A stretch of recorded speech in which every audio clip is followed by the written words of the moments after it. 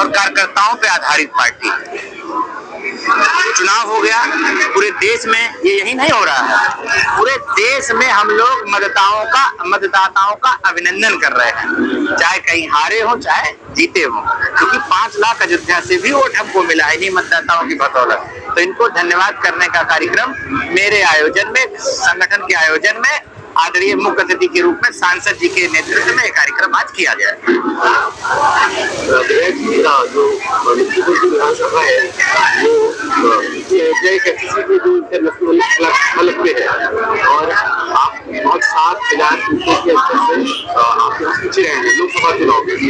आपका जो प्रदर्शन है बाकी विधानसभाओं से काफी ज्यादा सिवाय अयोध्या को छोड़ के, तो ये आपके अच्छे फीडबैक का एक प्रदर्शन मानक है। आप क्या कहना चाहेंगे? मैं सभी भारतीय जनता पार्टी के कार्यकर्ताओं का, सभी हमारे सहयोग के रूप में रहे सभी कार्यकर्ताओं का, मिल्कीपुर की जनता का मैं बहुत धन्यवाद देता हूं कि उन्होंने मेरा सम्मान बचाया, पार्टी का सम्मान बचाया और हम लोग कुछ ही वोटों से यहाँ हारे। बाकी विधानसभाओं की अपेक्षा हम यहाँ पर नंबर 1 पर है कि आप बहुत सामान्य घर से आए, बहुत कम उम्र में आपने राजनीति में अपने आप को स्थापित किया। एक दौर था जब आप अपना पहला चुनाव जीते, जब 2014 का वो दौर याद है, 17 का दौर याद है, जब आप पहली बार आपका नॉमिनेशन हुआ और राजनीतिक तरीके से आप हर एक जुबान पे आए और आपने इतनी कम उम्र में अपना चुनाव जीत लिया। 5 सालों का अनुभव क्या रहा? देखिए, हम लोग कम उम्र में पार्टी ने बहुत बड़ा दायित्व दिया, उस दायित्व को निभाया, विधायक बने। विधायक बन जाना बड़ी बात नहीं है। एक शायर की लाइन है कि अपनी मंजिल पे पहुंचना भी, खड़े रहना भी, अरे बड़ा मुश्किल होता है बड़े होके बड़े रहना भी। तो वो बड़े होके बड़ा कैसे रहा जाए, लड़ाई इस बात की शुरू होती है। मुझ में बहुत सारी कमियां भी रही होंगी शुरुआत में, मैंने उसका अध्ययन किया, चिंतन किया। हाँ, ये मैं दावे के साथ कह सकता हूँ कि मेरे द्वारा बहुत कोई अनैतिक कार्य नहीं हुआ है, ये मैं बहुत दावे के साथ कह सकता हूँ और मेरा बार चैलेंज रहता है। हाँ, यहाँ की जनता मुझे प्यार बहुत करती है, वो मुझसे ज्यादा मिलना चाहती है। उनकी एक ही शिकायत आती है, विधायक जी ज्यादा आवा करो, यूं आवा करो, वो आवा करो। उन सबको लेकर भी हमने अपने 5 साल के कार्यकाल में बहुत अभूतपूर्व काम किए। गांव-गांव में जाने के लिए रथ बनवाया, 42 दिन गांव में रहा, गांव की समस्याओं को जानने के लिए, उस नब्ज को पकड़ने के लिए मैं 42 दिन यात्रा किया। उसी गांव के 5वें गांव में रुकना, सुबह गांव को घूमना, एक बड़ी मुहिम हमने चलाई पर्यावरण कई विभागों को लेके। फिर आवास मेला किया, फिर मेरा दिल नहीं माना, फिर मैं ब्लॉकों पे गया, 2-2 दिन रथ यात्रा लेके वहां सोया। ऐसे तमाम सारे अनुभव रहे। मैं अपने कार्यकाल से बहुत संतुष्ट रहा।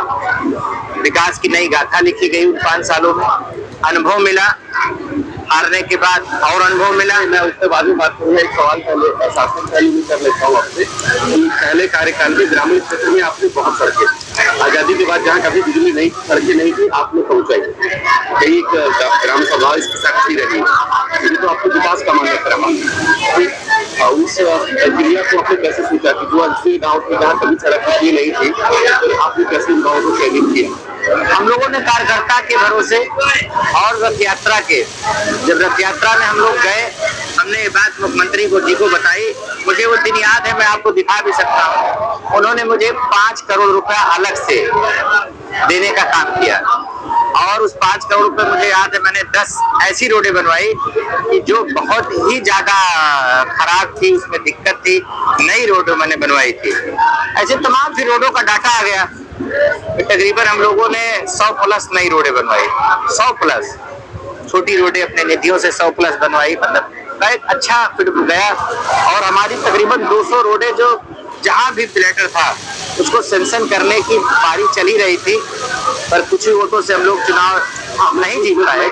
दूसरा कार्यकाल जब आपको टिकट मिला, 2022 का दौर था और बहुत कम वोटों के अंदर से आप चुनाव हारे। चुनाव हारने के बाद क्या कुछ? देखिए, चुनाव हारने के बाद मैंने आत्ममंथन किया, बहुत सारी चीजें रही, वो आपके प्रेस पे सारी चीजें नहीं कहा जा सकता। हाँ, ये हुआ कि मैं आध्यात्मिक हूँ, सब लोग जानते हैं, तो मैंने सड़कें वड़कें जो आ गया छोटी मोटी, उसको मैंने सांसद जी से कह के, मंत्री साहब से कह के, अलग से निधि ला के, सर हमारी कुछ बजट फंसे थे और जिस पे लगातार विरोध कर रहे थे, लाइटों पे रिपेयरिंग नहीं हो रही थी, मैंने 10 चिट्ठियां लिखी। फिर जिस दिन इन्होंने इस्तीफा दिया, मैं मुख्यमंत्री से मिलने गया, फिर मुझे अधिकारियों का फोन आया, आप पता करिए, जहां भी लाइटें फ्यूज थी मेरे द्वारा दी गई, वो रातों रात बदली जा रही है, जगमगा रही हैं।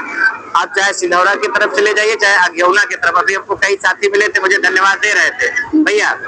और मेरी जो 54 लाइटें जो वर्तमान सांसद जिन्होंने रोकी थी, उसको अब रोक नहीं सकते, वो अगले 15 से 20 दिन में स्थानों पर लग जाएगी। आप कहेंगे तो मैं एक एक का डाटा आपको दे दूंगा।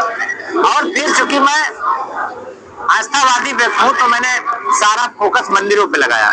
मैंने 84 कोसी परिक्रमा की था, हमने खूब आनंद लिया इन 2 सालों में, खूब अनुभव लिया। 84 कोसी परिक्रमा का संकल्प था, अरबों रुपया सरकार दे रही थी। केशव जी ने मुझसे चुटकी ली, क्यों बाबा तुम तो कह रहे थे परिक्रमा करूंगा, आपका बिल्कुल करूंगा।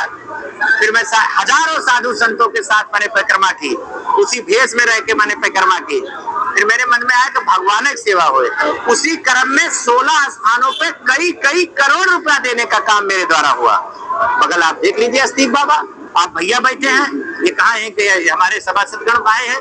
बवा में हमने ब्रजेश पाठक जी का हेलीकॉप्टर उतरवाया, गड़गड़ पूछिए आप बैक होकर, करोड़ों का काम हो रहा है। चाहे अंधे आंधी मोड़ की बात हो, चाहे रंगपुरवा मंदिर की बात हो, चाहे सिरसिर में मंदिर की बात हो, ऐसे 16 स्थानों पर हमने कई करोड़ रुपया देने की काम किया। लोकसभा हार चुकी आपकी पार्टी भारतीय जनता पार्टी जब चिंतन मंथन कर रही है, उसमें नतीजा जो सामने आया है कि कार्यकर्ताओं का शोषण हुआ, आम आदमी के मतदाताओं का शोषण हुआ, अधिकारी की तानाशाही रवैये की वजह से भारतीय जनता पार्टी चुनाव हारी है। अगर इस तरह का रिजल्ट आपके सामने आ रहा है तो मिल्कीपुर की जनता का शोषण दोबारा ना हो, इसमें सुधार हो, इसलिए इसके लिए मिल्कीपुर के जो विधायक बाबा गोरखनाथ जी क्या कदम उठाएंगे? देखिए, मैं कार्यकर्ताओं के साथ, देखिए काम होना ये सेकेंडरी होता है पत्रकार महोदय। पहला जो होता है कि जो कार्यकर्ता आपसे कहे आप कितना रिस्पांस करते हैं। सब हमारा नेचर जानते हैं, हंसते हुए मिलना, कार्यकर्ताओं का काम करना, उनके लिए सीधे टेलीफोन करना, अपने कार्यकर्ताओं के लिए एकदम जान लगा देना। तो कहीं कोई इस तरीके की बड़ी बात हमारे शासनकाल में नहीं हुई। और हम यारों के यार हैं, इसके लिए जाने जाते हैं, इसकी हल्ला यही नहीं पूरे जिले में रहती है। युवाओं में आप बहुत लोकप्रिय है जी। देखिए, युवा देश का भविष्य है। एक समय था जब बूढ़ बुजुर्ग राजनीति अभी भी करते हैं, उनके नेतृत्व में होता था, अभी भी होता है। पर इधर के कुछ परिवेश में योगी जी, मोदी जी के आने के बाद युवाओं में एक नया जोश आया। विधायक जी आखिरी सवाल रहेगा, अखिलेश यादव ने पोस्ट किया है मानसून आफत 100 लाओ सरकार बनाओ, सारा जो है नाम नहीं लिया है, और डिप्टी सीएम क्या लाओ, 100 लाओ सरकार बनाओ।